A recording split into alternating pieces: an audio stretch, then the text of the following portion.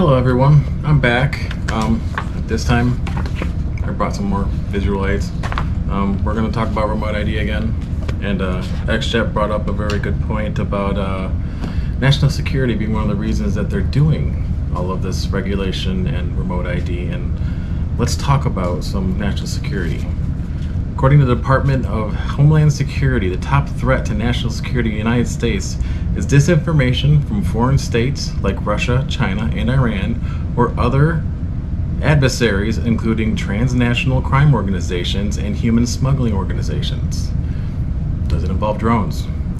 The Department of Defense does the standard Russia, China, Iran, North Korea, foreign assets, they do global.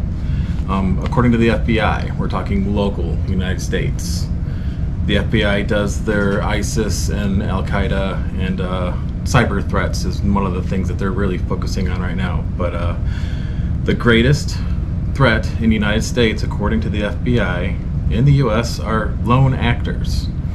And they define these people, they act alone because they move quickly, they have easily accessible weapons against soft targets. Doesn't have anything to do with drones. So the FBI, the Department of Defense, and the Department of Homeland Security are more worried about real threats to national security than the drones, because the FAA says this is a national security threat.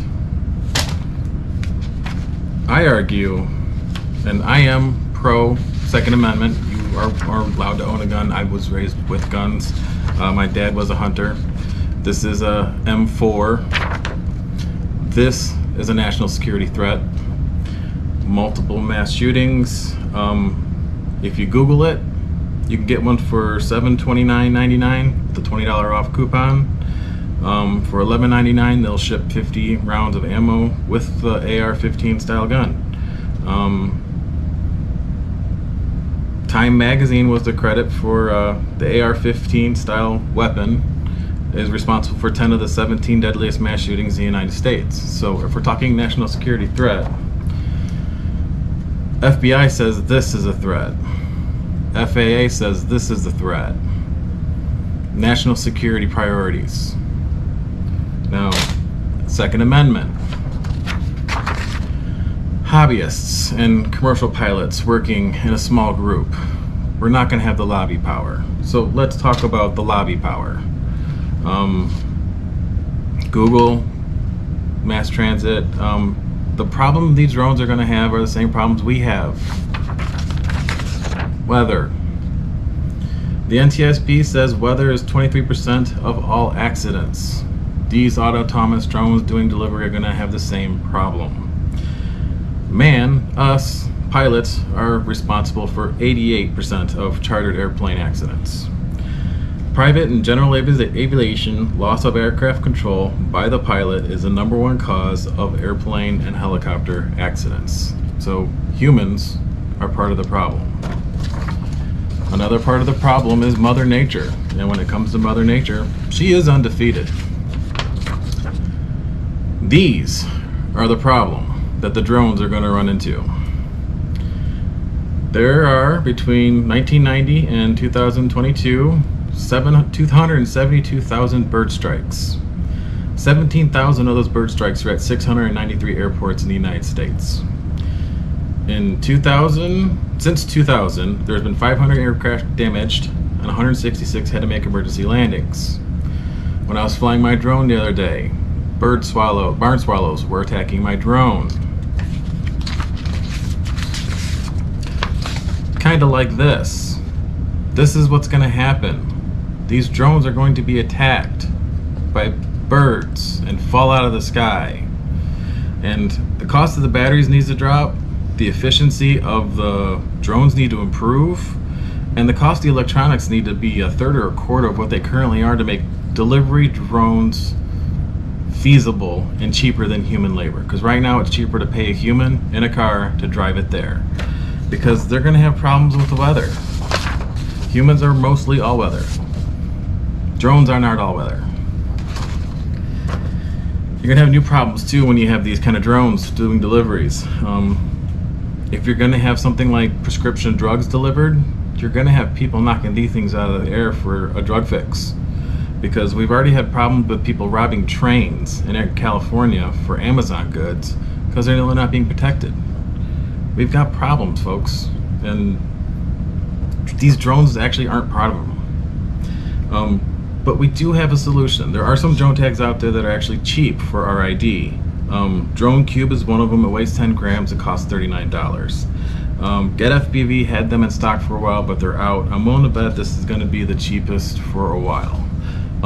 Drone Tag BS is another one. It's also FAA compliant. It says it weighs a gram, but I don't think that's counting the GPS or anything else. But Bird Strikes remembers the Miracle on the Hudson. Flight 1549. It was an Airbus 320. This plane lost both main engines, catastrophic failure to a flock of birds, Canadian geese. This was the largest airliner to ever have a catastrophic failure at such a low altitude and make a successful emergency water landing. This thing didn't crash. They successfully completed a water landing, and all 155 passengers were safe. That's Sully Sullenberger and Jeffrey Skiles. Fantastic job, guys. But what we're not talking about for national security is, of course, Ukraine. There's videos on the news everywhere of what drones can do. We have our own Lancet drones that are kamikaze drones. We have bigger drones, Global Hawks, Predator drones, but counter-electronic warfare systems. This particular weapon was designed by Kirvits Technology by Yaroslav Filmonov. He was a potato farmer before the war started. He was an engineer from one of the universities in Ukraine, and he developed an anti-drone gun. What this thing does is it blasts the drone with some radiation that causes the drone to lose contact with the operator controller and the link to the satellites. So once the drone loses the link to the controller and to the satellites, it doesn't know what to do. It either flies uncontrollably or it lands directly, and they can recover these drones to find out where these positions are and then target them with artillery. So the United States government has things like this, probably larger versions of this, probably very large systems that can cover an entire city and blink out all these drones. So if we're talking about national security, I'm willing to bet the US has this already covered in national security. So, birds. Birds are the problem. There is no way you can regulate 400 feet and under without regulating the birds. And it's not possible. There's 9 billion birds in North America alone. 2,000 different species in North America. So, around the world, there's hawks, there's falcons, there's things that are going to be plucking these drones out of the sky, and no matter registration, remote ID, all that crap, it goes out the window when birds are taking down drones. So I'm still going to be compliant, and but the national security argument, it goes out the window, because this is not being regulated, nothing's being done, and it has actually physically caused deaths in the United States. 0 deaths, 0 security risk. So I have established in the first video, this RID is not good for our safety.